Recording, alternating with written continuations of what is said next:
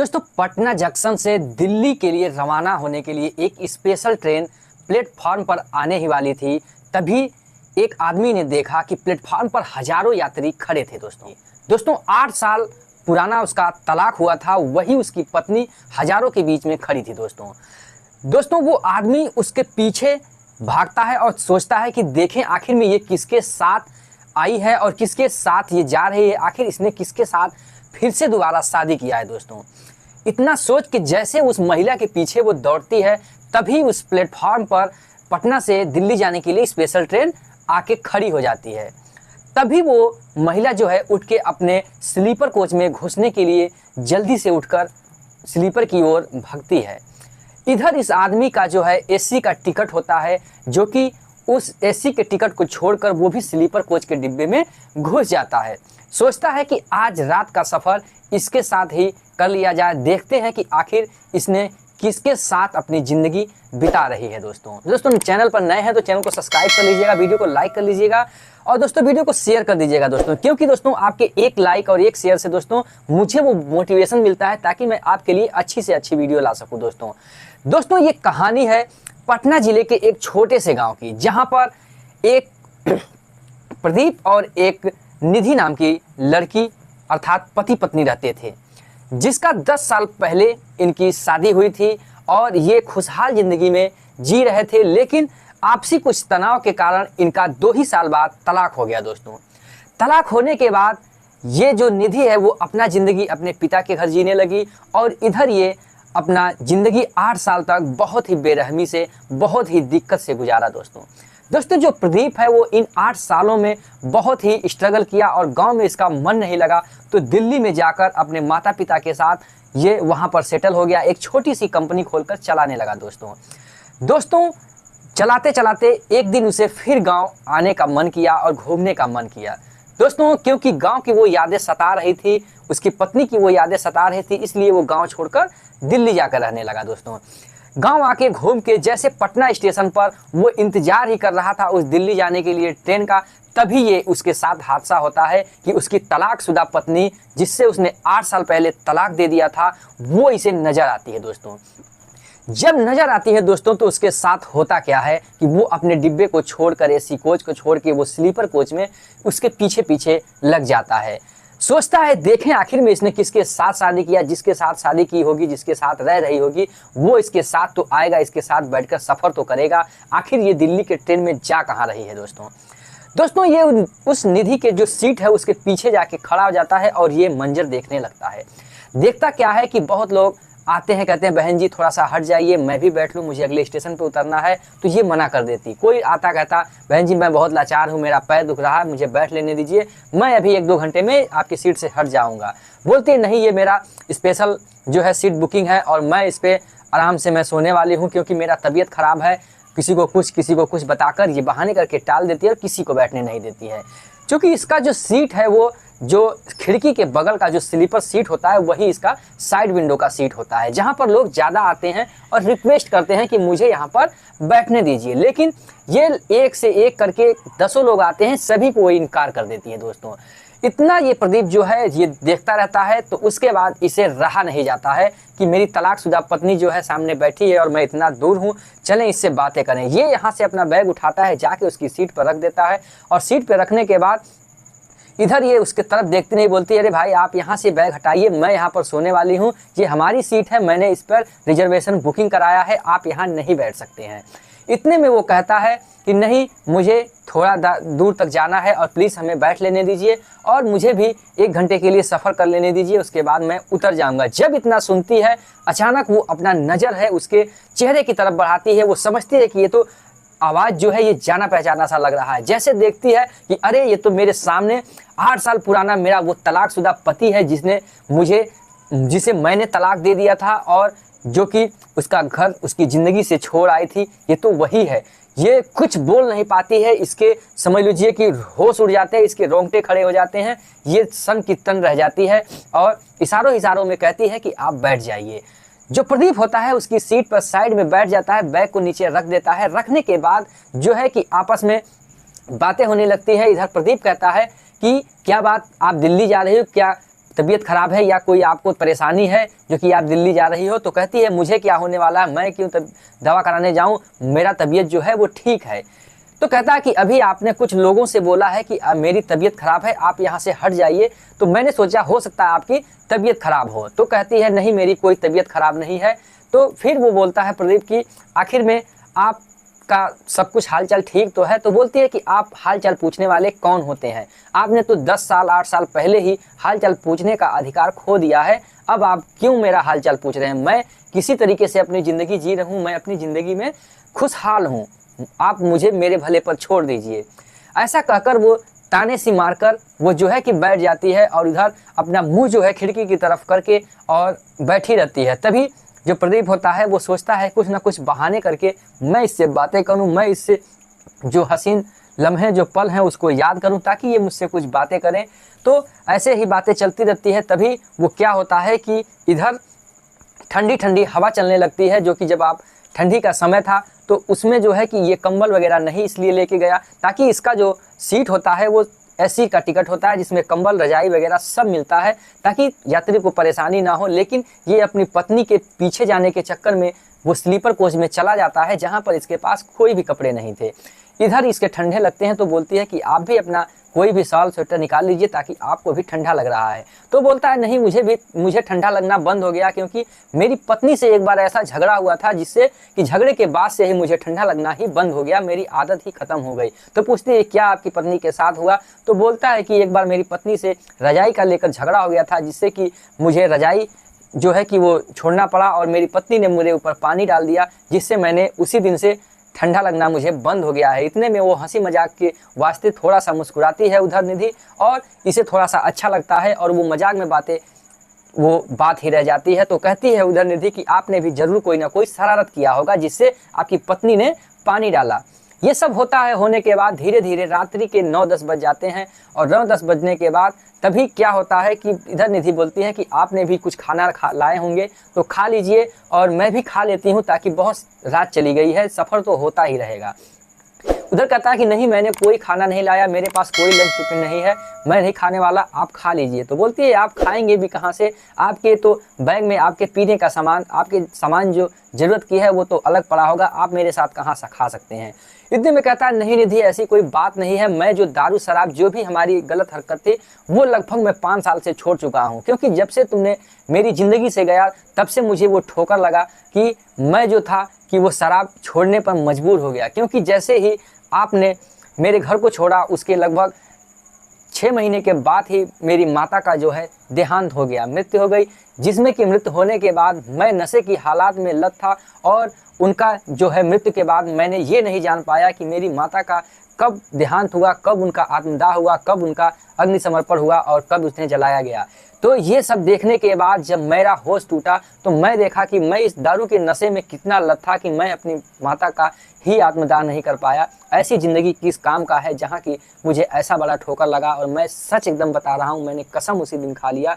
5 साल हो गए मैं तब से जो है कि मैं दारू पीना छोड़ दिया हूँ। मैं कोई दारू नशा कोई भी चीज़ नहीं खाता हूँ। 5 साल से हम लोग जो है कि दिल्ली अपनी फैमिली के साथ रह रहे हैं और ये मैं नहीं करता हूँ। आप विश्वास, मैं आपकी कसम खा के कहता हूँ। कहती है कि आप कसम मेरा क्यों खा रहे हैं, मैं कौन होती हूँ कसम खाने वाली, मैं तो आपकी ज़िंदगी से पहले ही जा चुकी हूँ। कहता है कि नहीं, मैं अपने पिता का, मैं अपना कसम खा के कह रहा हूँ कि मैं जो है कि दारू नहीं पीता हूँ, छोड़ दिया हूँ। कहती चलिए छोड़िए, कोई बात नहीं, छोड़ दिया है आपने तो अच्छी बात है, आप अपनी ज़िंदगी में खुशहाल रहिए, अच्छी रहिए, क्योंकि आपका दारू ही आपकी ज़िंदगी थी, आपकी दारू ही सब कुछ था। क्योंकि दोस्तों 8 साल पहले जो इनका दोनों का जो तलाक का मेन कारण था वो दारू ही थी। क्योंकि दोस्तों शादी के बाद लगभग 6 महीने साल भर बीतने के बाद ये दोस्तों के साथ अपनी अय्याशी में यही डूबा रहता था। दारू की इतनी लत लग गई कि ये शाम सुबह दारू ही पीता था, दारू पी के इसे मारता पीटता गरियाता और बहुत सारे इस पर जुर्म करता था। जिसके बाद इनके जो सास ससुर थे उन्होंने भी कहा कि बेटा तुम्हारी जो है कि इसके साथ ज़िंदगी नहीं कट पाएगी, आप भी कोई अच्छा सा परिवार देखकर वहाँ उसके साथ अपनी ज़िंदगी गुजार लेना, इसका आप सहारा छोड़ दो, नहीं तो तुम्हारी भी ज़िंदगी बेटा बर्बाद होगी, इसकी भी। क्योंकि इनके सास ससुर जो थे बहुत अच्छे थे, प्रदीप के जो माता पिता थे बहुत ही अच्छे थे। उनका करियर के बारे में सोचा और उससे ये राय दिया ताकि जो निधि थी वो तलाक देकर अपने परिवार में चली गई। उसके बाद इतने के कारण ही उस दोनों का तलाक हुआ था। उसके बाद क्या होता है कि ट्रेन में सफ़र चलता रहता है, तभी जो उस पे जो सीट पर जो ऊपर वाला था वो आ जाता है। कहता है कि यहाँ पर मेरी सीट है, उस पर भी निधि जो है वो झगड़ जाती है, नहीं ये मेरी सीट है। उसके बाद फिर प्रदीप समझाता है कि नहीं, जो है कि शाम तक जो है कि नीचे ही 2 लोग बैठते हैं, उसके बाद रात्रि में सोने के लिए ऊपर चले जाते हैं। समझाने के बाद वो मानती है। फिर उसके बाद वो नीचे ही भोजन करता है, जिसका जो सीट होती है ऊपर की, जो साइड अपर की। फिर उसके बाद वो बेचारा ऊपर जाके सो जाता है और ये लोग दोनों बातें करते रहते हैं। तभी ठंडी ठंडी हवा जो खिड़की से तेज आ रही थी, ठंडी से सिकुड़न इतना तेज थी, निधि के पास कंबल था जिसे ओढ़ के वो सोई थी। इससे कहती है कि आप भी जो हो कंबल तो सो जाइए, नहीं तो आप भी मेरे कंबल में साइड में होके सो जाइए।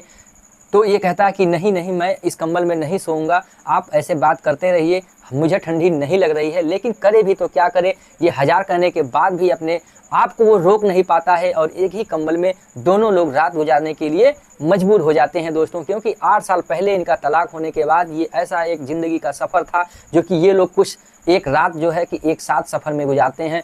उसके बाद जब दोनों लोग एक दूसरे को सो जाते हैं, सोते नहीं हैं, एक दूसरे के साइड में अपना सर करके सोए होते हैं, दोनों जगते हैं। इधर सोचता है काश ये मुझे दोबारा मेरी ज़िंदगी में मिल जाती, मैंने सारे कर्म छोड़ दिए हैं, लेकिन मैं कहूँ तो कैसे कहूँ, हिम्मत जुटाऊँ तो कैसे जुटाऊँ, मेरी ही गलती थी, मैंने ही दारू के नशे में, अपने दोस्तों के नशे में, दोस्तों के बहकावे में आकर इसे अजीब अजीब के ताने दिए, जिसके कारण इसने मुझसे तलाक ले लिया।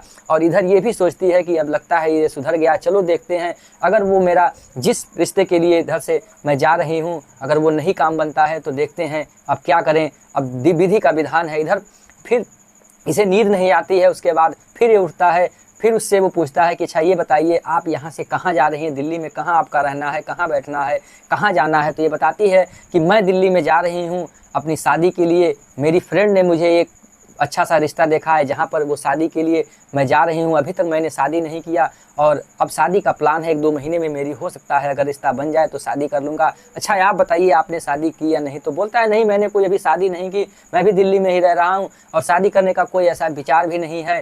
सोच रहा हूँ कि अपनी ज़िंदगी में कोई अच्छा सा वक्त आए, समय आए, तो इसी के तलाश में था कि ताकि आपका ही कहीं दीदार हो जाए, आपकी ही कहीं मुलाकात हो जाए।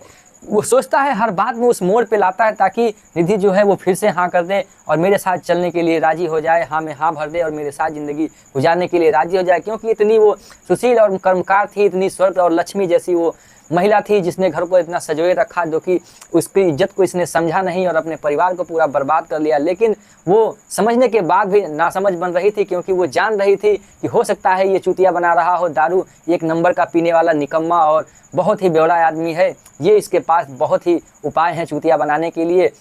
वो हाँ में हाँ भरते रहती है धीरे धीरे। फिर उसके बाद रात का सफ़र करता है, धीरे धीरे सुबह हो जाती है, दोनों लोग उठते हैं और ब्रश मंजन करते हैं, उसके बाद चाय पीते हैं, तभी दिल्ली जो है शहर आ जाता है। उसके बाद दोनों लोग स्टेशन पे उतरते हैं। उतरने के बाद जो है कि प्रदीप कहता है कि अब यहाँ से आप कहाँ जाओगी।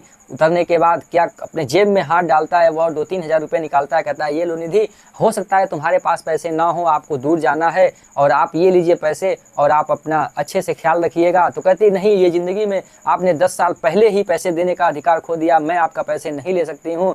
और ये कैसा आपने मिला तो आप पैसे देने लगे, नहीं मैं नहीं ले सकती हूँ, मेरी सहेली आती ही होगी, मैं अभी अपने सहेली के साथ चली जाऊँगी, कोई ऐसा दिक्कत नहीं है, आप जाइए। बहुत सारी बातें कहता है।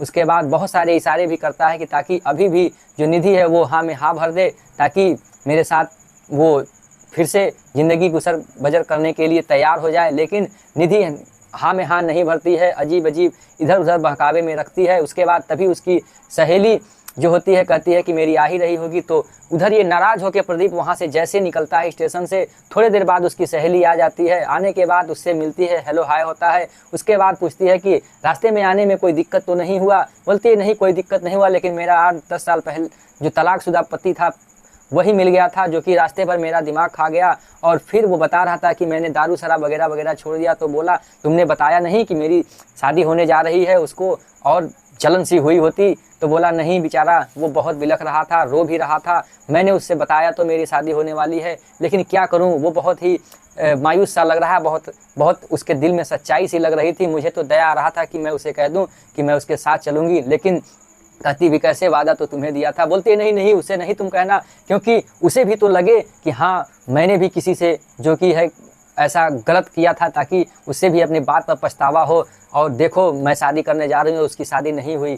इतना सब कह के वो कहती है चलो अब रूम पर चलते हैं। और उधर उसकी सहेली जो होती है सरिता, वो वहाँ से लेकर जो निधि को है अपने रूम पे ले जाती है। रूम पे वहाँ पर उस दिन संडे होता है, संडे को अपने घर वहाँ पर रूम पे रहकर बनाती खाती है और लोग सो जाते हैं। उधर उसका जो जींस की फैक्ट्री होती है प्रदीप का, वो फैक्ट्री में ही जो सरिता होती है वो काम करती है। वो फैक्ट्री वो जो है प्रदीप का ही होता है, जो कि उसने 5 साल पहले खोल के अपने जो है कि उद्योग को चला रहा होता है, वहाँ पर अपनी फैक्ट्री को चला रहा होता है। उसी में सरिता काम करती है। दूसरे दिन जब सुबह होता है तो सरिता निधि को लेकर उसी फैक्ट्री में आती है और उसके बाद प्रदीप के पास जाती है और कहती है कि जो रिश्ता के लिए मैंने लड़की बुलाई थी वो आ गई है।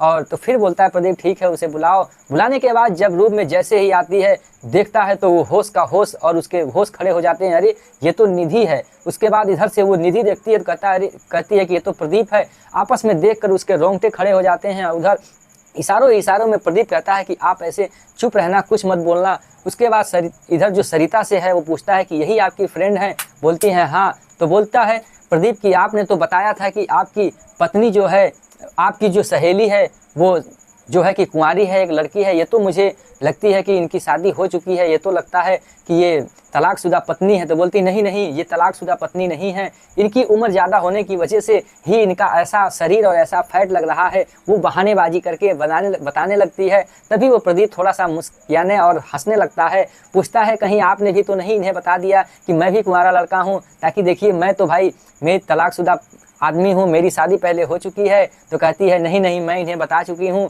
कि मेरी शादी हो चुकी है। तभी कहता है कि यही मेरी 10 साल पहले की ये पत्नी है जिससे मेरा तलाक हुआ था 8 साल पहले, और ये निधि हैं, इन्हीं से मेरा पहले विवाह हुआ था। आप मुझे बेवकूफ़ क्यों बना रही हैं? सरिता का जो सर है वो शर्म से झुक जाता है और उसके बाद दोनों आपस में गले लगते हैं और बहुत सी बधाई देते हैं कि सरिता तुम्हारे ही वजह से हमारी ज़िंदगी में दोबारा जो है इनका आगमन हुआ है। ऐसा है निधि, आप इन एम्प्लॉय से, इन सरिता से, सभी लोगों से पूछ लीजिए, ये हमारी फैक्ट्री है और मैं लगभग 5 साल से अपने नशे लत को छोड़ दिया हूँ। नहीं, अगर आपको अगर विश्वास है, आप राजी हैं तो मेरे ज़िंदगी में आइए, लक्ष्मी बन के आइए, मेरे घर चलिए, मेरी ज़िंदगी में मेरे साथ रहिए।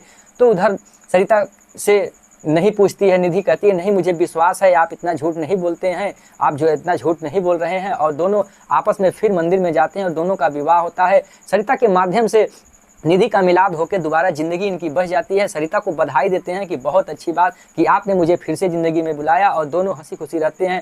दोनों का एक संतान होती है, दोनों परिवार में खुशहाल का माहौल होता है और दोनों अच्छे से ज़िंदगी में गुजरने लगते हैं। दोस्तों, अगर आप वीडियो को देख रहे हैं, अगर जो वीडियो अच्छी लगी हो तो चैनल को सब्सक्राइब कर लीजिएगा, वीडियो को लाइक कर लीजिएगा। कमेंट में ज़रूर बताइएगा कि आप किस ज़िले से देख रहे हैं, और आप कमेंट में ये भी बताइएगा कि निधि ने उसके साथ दोबारा जीवन यापन करके अच्छा किया या गलत, और प्रदीप ने जो उसके साथ किया था वो अच्छा किया था गलत। आखिर में उन दोनों को क्या करना चाहिए, उसको क्या सज़ा मिलनी चाहिए, जरूर बताइएगा। फिर मिलेंगे अगले एपिसोड में, तब तक के लिए जय हिंद, जय भारत, वंदे मातरम।